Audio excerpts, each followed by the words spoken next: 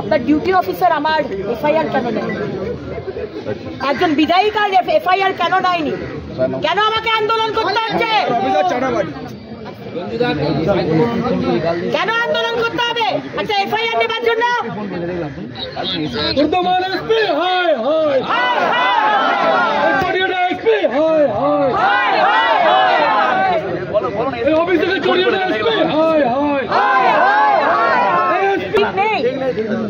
আমার কথা এখনো শেষ হয়নি। আপনার অফিসার কোন এখতিয়ারে বলে যে আমার এফআইআর নেবে না? এফআইআর নেবে না বলেন। আপনার কমপ্লেন যখন আপনারা দিচ্ছিলেন আমি বললাম যে আমি আসছি।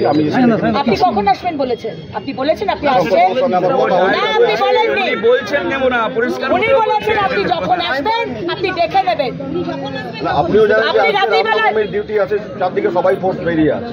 আপনাকে তো আসতে বলা হয়নি। আপনি আপনার ডিউটি অফিসারকে বলবেন অ্যাকসেপ্ট করতে। আপনি জিজ্ঞেস করে নেবেন যে কোন কমপ্লেনটা দিয়েছে, আমরা এফআইআর করি।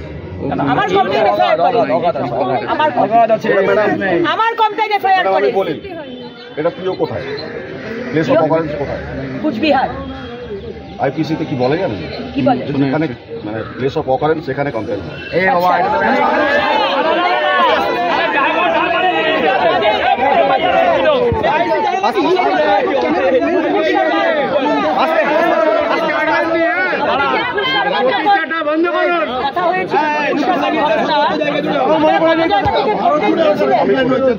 আপনি করেননি জানি সেপারেটলি, কিন্তু এই থানা তো এফআইআর হয়েছে নুপুর শর্মার বিরুদ্ধে। Separate from the institution, you are also West Bengal police. Yes, I am also West Bengal.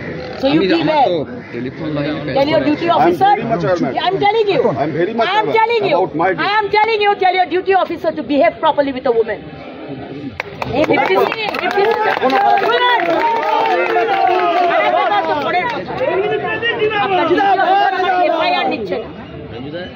আমার এফআইআর যদি না নেন তো গরিব মানুষের এফআইআর আপনারা নেন?